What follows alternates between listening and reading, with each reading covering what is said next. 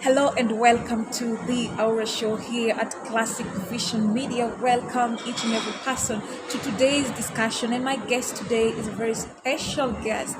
All the way from Embu, let us welcome Lynette to enjoy this discussion. Make sure you subscribe and like and share with the loved ones. So welcome. Hello, my name is Lynette Njeru, founder of a community-based organization called the Umundu Artivism, where we advocate against gender-based violence and other social issues that are unacceptable using arts. I'm excited to be here today at the Aura Show. I look forward to being with you throughout this discussion. Thank you.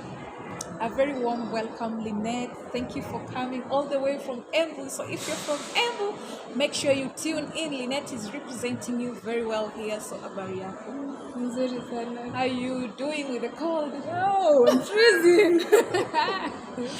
Yeah, but I'm fine. I'm so happy to be here. I look forward to the discussion and also putting some highlights on the issues that we're facing. Absolutely. Yeah. Let's go direct to the discussion. So what is Umundu? Umundu, Artivism. I was actually struggling with the pronunciation, but I got it today. So my people from Embu, you all know it's Umundu. Umundu means being human. It's a term from Embu. When you want to say you are a human person, we say ukona Umundu in Kiembu. So that's where we got the term from. So the organization is called Umundu Artivism, art for arts. So meaning we use art to create awareness against gender-based violence and other social issues that are affecting our society. There is basically other issues such as representation of the intersex persons and also issues such as mental health, realization of talent, because we find that many young people they're forced to get into the mainstream source of income, whereas they can use their talent that they have and their creativity to make some decent income. So that's why we focused on using like art for social change, like we're discovering your talent, we're nurturing it. At the same time, we're building you as a person. Wow. Yeah. That's amazing, and it's a great thing that you started that Umundu organization. So why did you choose art? So for me, I'm a creative person and I believe I'm creative. I've been storytelling from a very young age, and in a given setup, I may not be the best person to speak, but when I'm writing or when I'm creating some piece of art or a film or stage play, that's where I feel like I express myself best. So that's why I chose art. Also, I'm very good at special effects makeup. So this is how we came to be. I started off as a special effects makeup artist, and then I could make these quite realistic effects, and I could post them on my WhatsApp, and people could ask me, "Are you okay? What's that?" You know, and I was like, "Okay, so what if there's a story behind this?"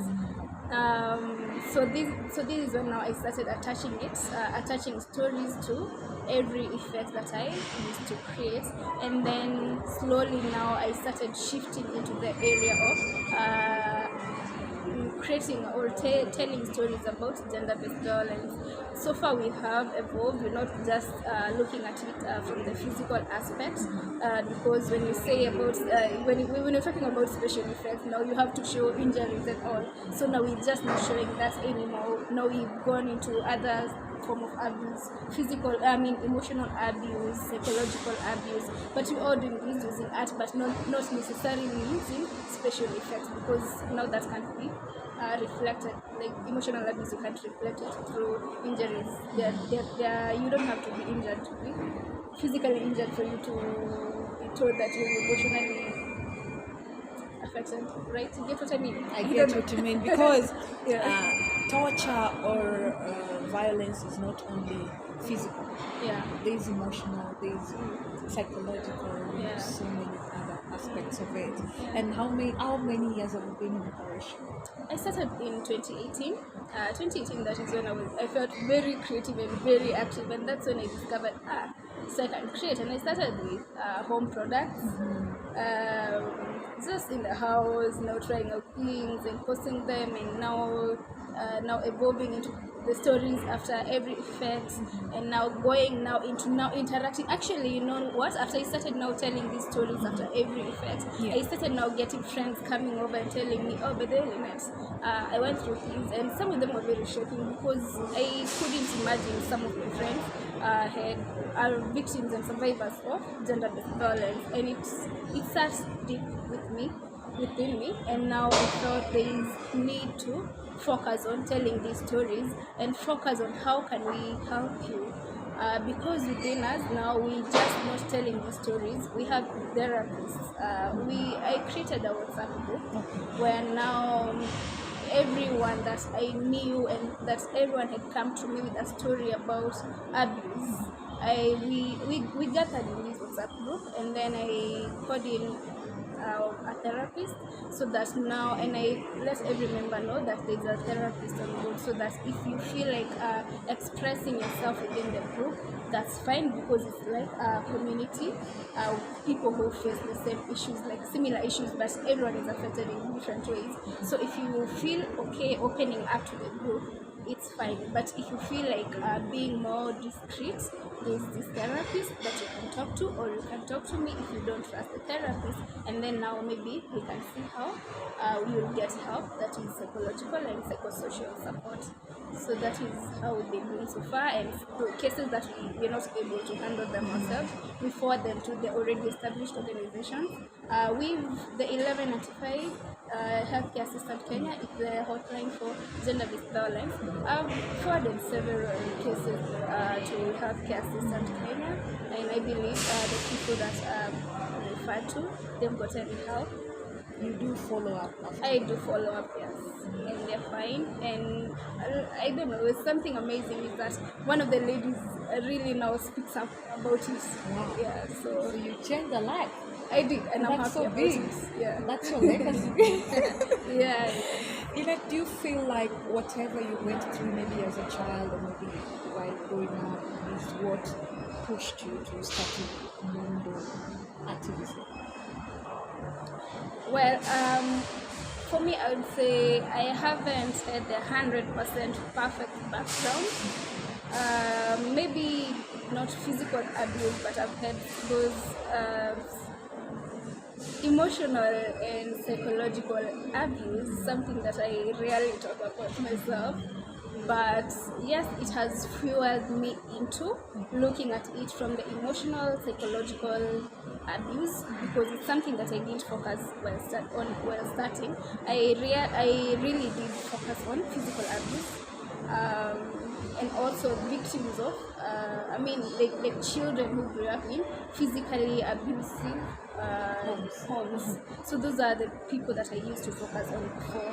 But also looking at myself, my background, I would say yes, it has really influenced my direction towards all forms of, now that's why we're saying now nowadays it's all about all forms of sexual and gender-based violence, which is very diverse: financial, emotional, psychological, physical, sexual. Yeah, it's a lot. Yes. How many victims have you had? So far, the ones that we've worked with from day one, we have five that we're dealing with, and the ones that we've seen from the state of helplessness, and now to the state that they're now able to speak up. One has even her own organization right now, and it's picking up. But for those others now that we're able to deal with as a group, because now you see, we don't push people, we don't push boundaries, or how do I say it? So we have a team of about 50 people, both women, elderly women, and young girls. Each one of them has undergone physical and emotional, psychological abuse in some way. Not all of them are in need of according to the people that we deal with, Yes. not everyone is like really open to coming to a space and opening up, because we've tried to help some of them, even going to their homes with these community elders and trying to solve the matters as much as we could help, but you find that they keep going back, and it's not in our position to tell you to leave your home for the women that are in abusive relationship. For us is to guide you, to help you see what you may need. So, but we are not pushing you to leave your home. So, for you, if you're still willing to stay in that home, so at least the best we can do as a woman, because we discovered that most of the victims, it's basically about financial aspects, influences a lot and has a big role to play. So we teach these ladies and these women on alternative sources of income. So we are teaching on soap making. We are teaching them skills on beauty and hair. What do you call it? Hairdressing. Yes. So that these women and these young girls can be able to get some income. And we've seen some change actually. We've seen change because you see some of them are being abused because they're just waiting for a man to bring money home, and maybe this man, they got the tea bonus. Embu is a tea and coffee growing area, and so it's a cash crop production zone, and the men are majorly the ones in control of the means of production, that is money, and now they are the ones who hold these bank accounts, and they're responsible for funding everything that goes on in the home. So you find that when the woman will be dependent on the man, but the man went there drinking and has nothing to bring home, whenever the woman asks for money for even small things like pads as well, unapata like the man becomes violent. So when we taught them, when we teach them these skills, so at least they have something, they have their own money, which now lowers the levels of abuse. So from what I'm getting, from what you're saying, what I'm getting is that women actually need financial independence. Yes, they do. They do. So that they're not taken advantage of. Yes. And there is a difference between gender-based violence and domestic violence. Yeah, somehow it's there, but domestic violence is just a subgroup of gender-based violence. Gender-based violence is the general term describing abuse against a person of the opposite gender. It could be a man versus woman, a man being the perpetrator, woman being the victim, or the woman being the perpetrator, and the man being the victim, or abuse against intersex persons. That is something Nomiko highlights, because intersex person is a gender as well, and it's recognized in Kenya. And intersex is biological, like they don't control it. Yeah, you're born with both male and female organs. Yeah. So when you talk about intersex, do you also have them within your organization? And why are you only mostly focused with women? You realize that even men experience gender-based violence, and they're also violated they also experience violence in the homes, in the marriages, in the relationships. And there are men that have already come on board that they want to support the movement, the awareness, so they really don't care about it. Well, being from the community that I come from, okay, we don't only focus on women being the victims, we also do focus on men being the victims. That's why ours is a broader term, gender-based violence. Maybe we could have maybe written it or called it against women, violence against women or something. No, but once you mention gender, it covers both. Yeah, so gender is the two terms. For us, gender against gender-based violence, we cover men, we cover women, we cover the intersex persons. And the reason as to why it feels like we're just protecting the women is because they're the people that come out the most, and they're the ones that speak up the most. But we are also very open to helping men going through abuse. We do have men coming up to us because we've seen men being abused, and it's something that happens. But you find that in the communities that we are in my own community, there is this thing with gender stereotype. The man is supposed to be strong, and you find that even when they're abused, they will rarely speak because their fellow mates will be like, sasa wewe unachapwaje na mwanamke, or you see. And it's something we need to Address. unlearn. Yes, it's something that we need to address, and that's why we are here. Well, for men, it's not as active because it's not many, sio wengi wamekuja, it's countable, and ni wale tu, they come kidogo and then They disappear. they disappear because somehow they are afraid that maybe wataonekana like weaklings or something, but we don't encourage them to go away because we understand these things that happen. And also, you asked why we are so focused on intersex persons, right? It's because it's a gender, Yes. and it's not by choice. They were born that way, and not many people look into their issues. You see, maybe as a young person, what do I call them? They were more, their physical appearance was more of a girl, so they grew up knowing that they're a girl. But by the time they're in their teenage years, maybe they start developing beards, and their voice changes, but they still have maybe they still have breasts also. And you see, they're confused. These people need mental support. First of all, they need to understand themselves. Like, they need someone who will understand that they're struggling to balance. Like, am I a man? Am I a woman? How does the society view me? I'm being violated because I'm going to an office to seek for a job. My ID reads a woman, but my physical appearance is that of a man. I'm denied the job because people think I'm lying or I'm corny or something. So we need people like us to advocate for these people. We have created a short film actually on our YouTube channel on that. So that's why it sits deep within me because it's not something anyone can change. Even when you sit down and you think about a person who can't really identify, they're struggling, race it to the men, race it to the women. You see, It's a challenge, and we need to talk more about it.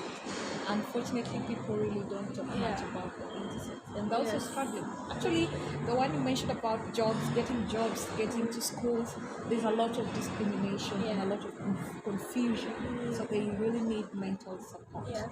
Absolutely. So, what are some of the causes, or what do you realize are some of the causes of gender-based violence? Number one is financial insecurities within the homes, illiteracy, and also lack of psychosocial support. Let's say whenever couples fight normally. Now this is on the aspect of domestic violence, but now when there is no proper background and no lack of proper support, now that leads to enhanced violence that now could be very abusive, very toxic. So I could say number one is financial insecurity. We have what did they say?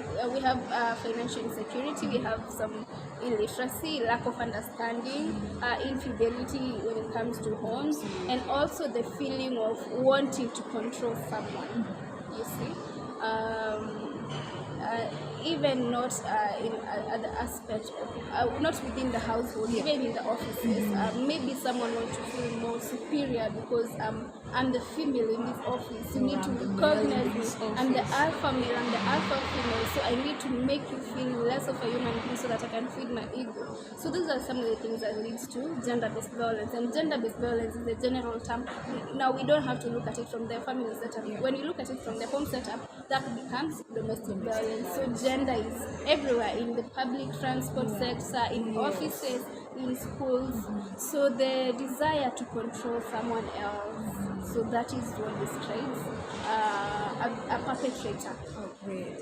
And what are some of the ways that we can use to prevent maybe such occurrences? Number one thing is empowerment, the weaker or the minority group, empowering the minority group. The men in a particular setup or the women in a particular setup that are mostly the victims, so we need to empower them. So if we, for example, now what we face most in the society is the women are the victims, right? So empowering these women, empowering this girl, helping her and understand that she doesn't need the support or the affirmation from a man to understand that she can do it or she's beautiful, because now this is what fuels the ego of the man, and he feels in control, leading to abuse. Absolutely. And the vice versa still applies. We also need to establish these systems of support. We need therapy, a lot of psychosocial support for victims, so that they can feel empowered, because once a victim, some of them will tend to think that they were built to be victims. So even if they move from one relationship to another, they'll go to the next relationship feeling inferior, and the person and the cycle continues. So like we need a lot of psychosocial support, financial support, psychosocial support, mentorship. So these are all things. And also we need a strong criminal justice system where the perpetrators need to deal and face the law, so that even as they engage in these activities, or even the thought of this, you think that I'll be in jail for a lifetime, depending on the crime, or I'll face heavy fines, and I don't know, the law will be heavy on me. So looking at the punishment can also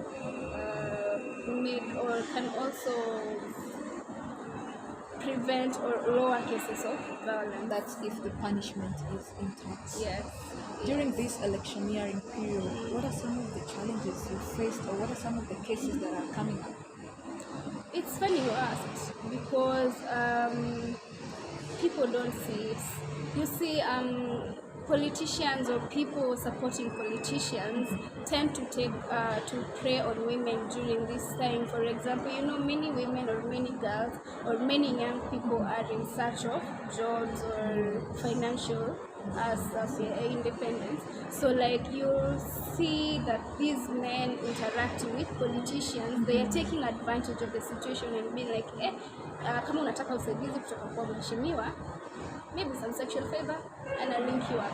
That's one thing. And it's happening a lot.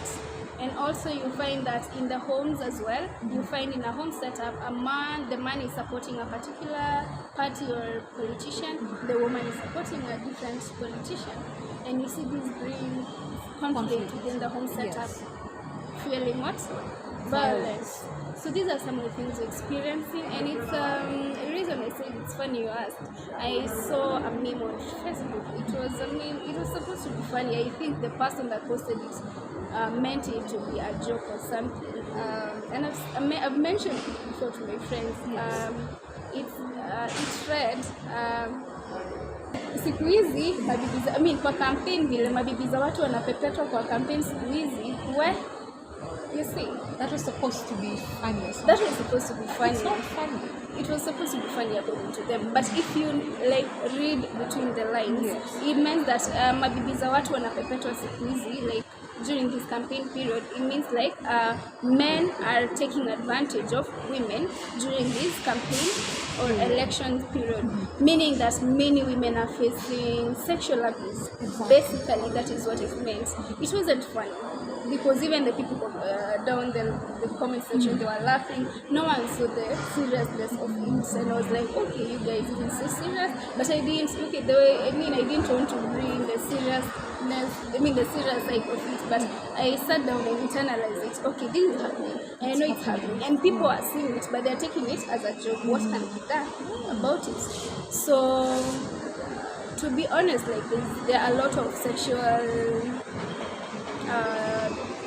violence cases going around during this election period. One, like I've mentioned, people claiming to associate with politicians and giving these girls favors. Even you see the campaign when people are lining up to get the tips from the politicians. You see, everyone is on the line. Pushing you. The men are taking advantage and harassing the women sexually, and so it's a lot that is going on. And here, the men are being now funded by politicians. You see, to attend these campaigns, and they get drunk, and they use that as an excuse to rape, to do everything they want to do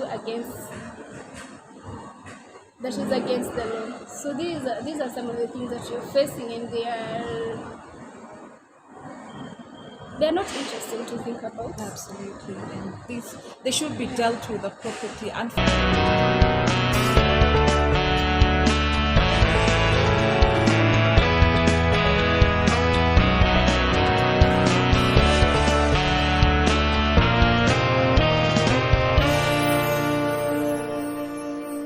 let's shift gears a bit. You also advocate for menstrual hygiene.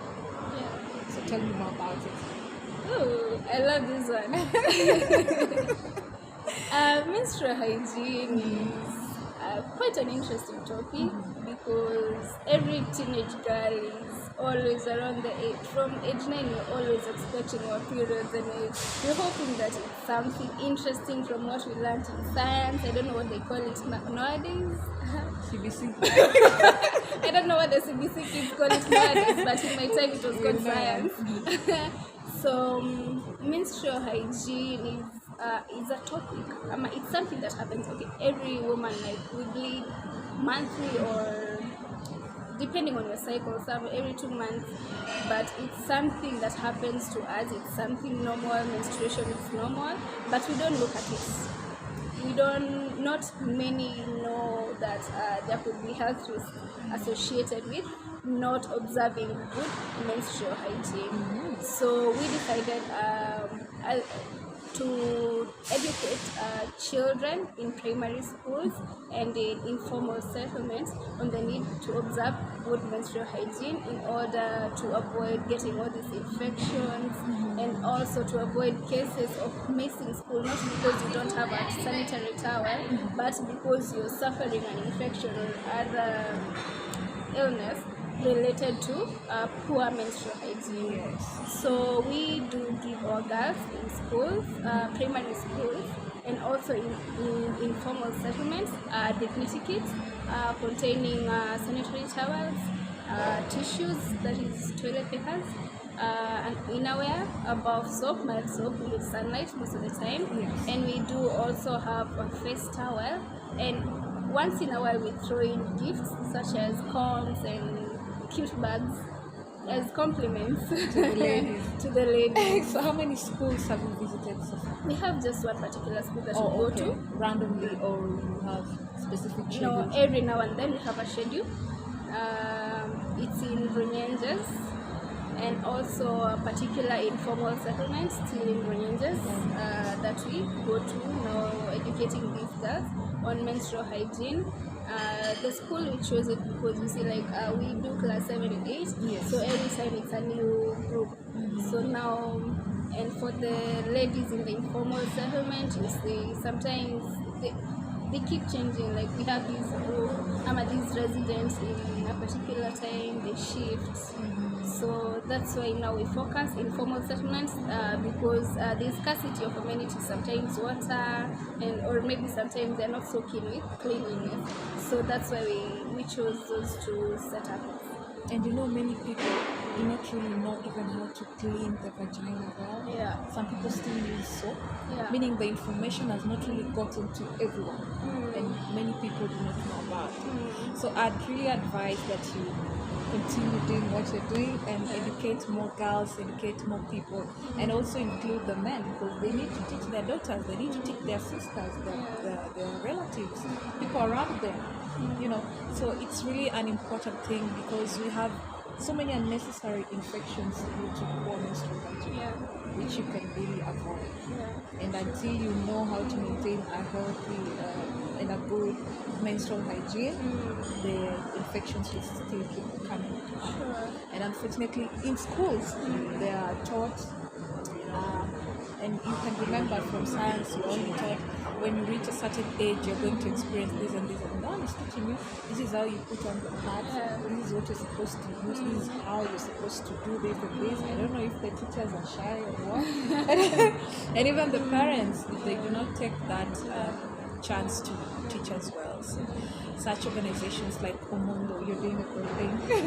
Thank you. We always actually have a public health officer with us because we don't take it up to us like to do the education. Like we want to have a doctor or a health officer with us, and she will have to introduce herself as a public health officer, and she's certified. Now, to educate the girls on that so that you can get the best. Like we have the best at heart. Wow. So we carry professionals with us because also I have a lot of learning to do because I find it interesting because every time we have these discussions, like I have something new to learn. So that is what I appreciate about these campaigns, these education campaigns about menstrual hygiene.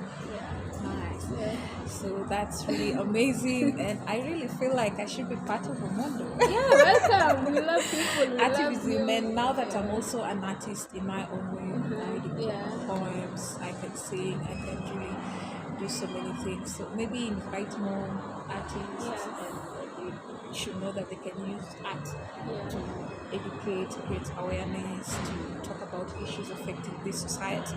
Because at the end of the day, we want a better world for each and every person. You can actually use that because I'm part of this movement where it's called Art for Social Change. Yes. It's a group of people who are using art to create awareness. To bring about change in different aspects. There are those using art to create awareness on environmental management and different aspects. So whatever you're passionate about, you can use the art and the creativity side of you to educate the society and bring change. And it helps because you're entertained at the same time you're learning. So it's a good way. It's a mild way. Welcome to Umundu. Thank you so much. So because of time, I think we'll have to conclude. If you have something really touching you need to mention, you need to touch on about Umundu, about menstrual health hygiene, because I know we'll share your channel and everyone will be able to see what you do over there and be part of the revolution. So you can tell people something. What I'd love to say, if you're a creative out there, you already know what you can do in the creative sector. Use it for good, for social good, whether you're advocating to end gender-based violence, whether you're advocating for maintenance of the environment, you're advocating for mental health. Use it for social good. Do not use art for bad influence in any way. And also, I'd love to tell everyone that is a supporter of the Umundu Artivism, thank you so much. And you mention our name whenever you find a platform that needs people like Umundu using art to create awareness against gender-based violence. Mention our name. God will see you and God will reward you, and we as Umundu, we will be grateful. Thank you, God bless you, and thank you, Aura, for having me. Thank you so much. Yeah, that was Lynette with amazing information from Umundu Artivism. Make sure you join the movement. Make sure you use your art for the right purpose to educate, to create awareness against GBV. And let's end this once and for all because we need a very healthy society. Thank you so much for watching. Until next time, this is the Aura Show.